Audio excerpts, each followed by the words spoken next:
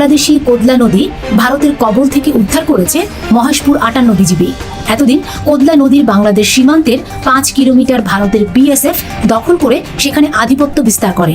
সোমবার সন্ধ্যায় 58 বিজিবির এক সংবাদ বিজ্ঞপ্তিতে এই তথ্য জানানো হয়। আগুনে সবকিছু হারিয়ে এখন বৃষ্টিতে ভিজে শেষ সম্বল খুঁজে ফিরছেন মিরপুর কালশির বস্তির অসহায় মানুষগুলো। সরকারের কাছে পুনর্বাসন ও অর্থনৈতিক সহায়তার দাবি তাদের। সারা রাত ধরে চলে মিরপুরের কালশিতে আগুন নির্বাপনের কাজ। সোমবার সন্ধ্যা থেকে আগুন লাগলে সোয়া 2 ঘন্টার চেষ্টায় নিয়ন্ত্রণে আনে ফায়ার সার্ভিস কর্মীরা। ফায়ার সার্ভিসের 15টি ইউনিটে প্রায় 123 জন ফায়ার ফাইটার, স্থানীয় লোকজন, স্বেচ্ছাসেবী, পুলিশ, র্যাব ও সেনাবাহিনীর সহযোগিতায় আগুন নিয়ন্ত্রণে আনা সম্ভব হয়। তবে আগুন লাগার কারণ, ক্ষয়ক্ষতি ও হতাহতের বিষয়ে এখনো কোনো তথ্য পাওয়া যায়নি। আমরা সবাই জানি হাদিকে কেন হত্যা করা হয়েছে। কারণ খুব সিম্পল, হাদি ছিল বাংলাদেশের তরুণ সম্প্রদায়ের মধ্যে ভারতীয় আধিপত্যবাদের বিরুদ্ধে এক উজ্জ্বল তরুণ নক্ষত্র, এক উজ্জ্বল তরুণ নেতা। সে শুধু বয়ান তৈরি করতো না, ভালো অর্গানাইজার ছিল, সংগঠক ছিল, ভালো বক্তা, বলতে পারতো, ভালো ডিবেট করতে পারতো, কালচারাল অ্যাক্টিভিস্ট। বাংলাদেশে ভারতীয় আধিপত্যবাদের দুর্গ ভেঙে দেওয়ার জন্য যা যা দরকার ছিল, হাদি ছিল তার কমপ্লিট প্যাকেজ, পরিপূর্ণ প্যাকেজ। হাদির একজন উত্তরাধিকার আমরা খুঁজে পাইলাম।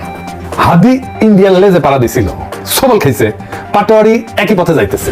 তো পাটোয়ারি যেহেতু ওই লাইনে যাইতেছে, তো বাংলাদেশে যারা ইন্ডিয়ান লেসপেন্সার তারা কি পাটোয়ারি ছেড়ে দিবে? হ্যাঁ, দিবে না। তো বাংলাদেশে ইন্ডিয়ান লেসপেন্সার কে ছিল? আওয়ামী লীগ। আওয়ামী লীগ তো এখন নাই, তাহলে ভারপ্রাপ্ত লেসপেন্সার হইল কে? বলেন তো কে? বলেন কে? আমার কথা শোনার দরকার নাই, মির্জা সাহেবের কথা শোনেন। প্রিয় দর্শক, ব্রেকিং নিউজ এইমাত্র পাওয়া গরম বাংলা সংবাদে স্বাগত। দর্শক, ভারতের কবল থেকে বিএসএফের দখলকৃত 5 কিলোমিটার জায়গা নিজেদের দখলে নিল বাংলাদেশ বিজিবি। শুভেন্দুর খেলা শেষ। মিরপুরে আবারও আগুন নিয়ন্ত্রণে কাজ করছে ফায়ার সার্ভিস। দর্শক, হাদির উত্তরসূরি হিসেবে একই পথে হাঁটছে নাসিরউদ্দিন পাটোয়ারি বলে মন্তব্য করেন পিনাকি ভট্টাচার্য। দর্শক, আজকের ভিডিও থাম্বনেল এবং সংবাদ শিরোনাম দেখে বুঝতে পারছেন কতটা গুরুত্বপূর্ণ তথ্য ফাঁস হতে চলেছে, তাই স্কিপ না করে চ্যানেলটা সাবস্ক্রাইব করে সঙ্গে থাকুন। আজকের সংবাদের বাকি অংশ দেখতে সরাসরি চলে যায় টিভির পর্দায়। একসময় আমরা নদীতে নামতে পারতাম না, গোসল করতে পারতাম না, চাষাবাদ করতে পারতাম না। বিজিবি সূত্রে জানা গেছে, কোদারিয়া নদী বাংলাদেশের অভ্যন্তর হতে দক্ষিণ দিকে প্রসারিত হয়ে মহেশপুরের মাটিলা এলাকায় 4.8 কিলোমিটার দীর্ঘ বাংলাদেশ ভারত সীমান্ত চিহ্নিত করেছে। সংবাদ সম্মেলনে লেফটেন্যান্ট কর্নেল আজিজুস শহীদ বলেন, মাটিলা সীমান্তের কোল ঘেঁষে কোদলা নদী বহমান। নদী 4.8 কিলোমিটার বাংলাদেশের ভূখণ্ডের মধ্যে অবস্থিত। এতদিন বাংলাদেশের নাগরিকদের নদীতে কোনো রকম কাজকর্ম, যেমন মাছ ধরা বা প্রয়োজনীয় কাজ করতে বাধা দিত। সম্প্রতি বিষয়টি উভয় পক্ষের আলোচনার মাধ্যমে বিজিবি বাংলাদেশের দখলদারিত্ব প্রতিষ্ঠা করেছে। এই নদীটাতে গত কয়েক বছর ধরে তারা বাধার সৃষ্টি করছিল। আমাদের যারা স্থানীয় জনগণ আছে, তারা যারা নদী সংলগ্ন জমি আছে, চাষাবাদ করতেন বা নদীতে নামার চেষ্টা করতেন বা মাছ ধরার চেষ্টা করতেন, তখন তারা নানা রকমের বাধার সম্মুখীন হতেন। এবং বর্তমানে তাদের সাথে আলোচনা এবং তাদের প্রয়োজনীয় পেশাদারিত্বমূলক যেটা আচরণ আমাদের পক্ষ থেকে, সেটা আমরা করেছি এবং সেটার সাথে তারা একমত হয়েছেন। এবং বর্তমানে তারা এই নদীতে আর কোনো ধরনের বাধা সৃষ্টি করছেন না। এবং আমরা ইদানিং যেটা দেখতে পাচ্ছি, তাদেরকে আমি সাধুবাদ জানাই অবশ্যই, যে ভারতীয় কোনো নাগরিক যদি এই নদীতে নামতে ধরে বা নামার চেষ্টা করে, তখন তারাও তাদের নাগরিকদেরকে তারা আগলে রাখছেন বা এই নদীতে নামতে তারা বাধা দিচ্ছেন। এই পুরো 4.8 কিলোমিটারই এখন আমাদের দখলে বা আমাদের আধিপত্যের মধ্যে আছে। বিএসএফ 4 থেকে 5 কিলোমিটার তাদের দখল করে রাখতো। আমাদের নদী ঘেঁষে যে জমি জায়গাগুলো আছে বাংলাদেশের, কৃষকরা এখানে চাষ করতে পারতো না।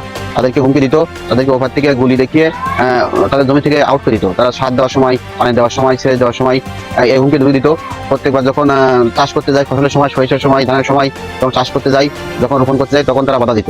তারা যে আধিপত্য বিস্তার করে 5 থেকে 4 কিলো নদী দখল করছিল, বিজিবি তারা সেই নদীর যে জায়গা সেটা পূর্ণ উদ্ধার করে। তিনি আরো বলেন, এখন থেকে বাংলাদেশের অধিবাসীরা নদীর সবকিছু ভোগ দখল করতে পারবে।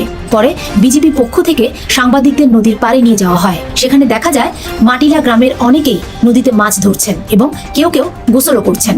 বর্তমানে আমাদের বিজিবির ঐকান্তিক প্রচেষ্টা এবং বিজিবির যে পেশাদারিত্ব, সেটাকে বজায় রেখে আমরা প্রতিপক্ষের সাথে কাজ করেছি। বর্তমানে এই নদীতে আর কোনো বাধা নেই, যেহেতু নদীটা বাংলাদেশের অন্তর্ভুক্ত। এই নদীতে আমরা আমাদের আধিপত্য এবং আমাদের অধিকার প্রতিষ্ঠা করেছি। এদিকে নদী উদ্ধারে বিজিবিকে সহায়তার জন্য বিজিবি কর্মকর্তারা জনসাধারণকে ধন্যবাদ জানান এবং নদীর প্রকৃত অবস্থান এবং মালিকানা সম্পর্কে পরবর্তী প্রজন্মকে অবগত করার জন্য অনুরোধ জানান।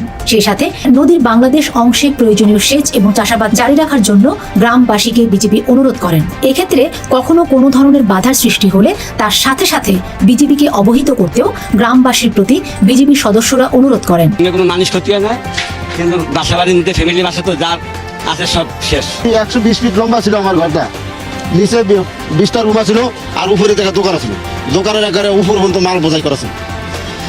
এই 5টা যারা হকার ছিল, এই হকারের এনে মধ্যে কাজ করতে হবে, দোতলা সিস্টেম ছিল ঘর, এটা সব পুড়ে গেছে, কিছুই নাই, 3 দিনের কাপড় ছাড়া কিছুই নেই। দর্শক, চাঞ্চল্যকর সব সংবাদ দেখতে আমাদের খুলনা চ্যানেলটা সাবস্ক্রাইব করে বেল বাটনটি অন করে পাশে থাকুন।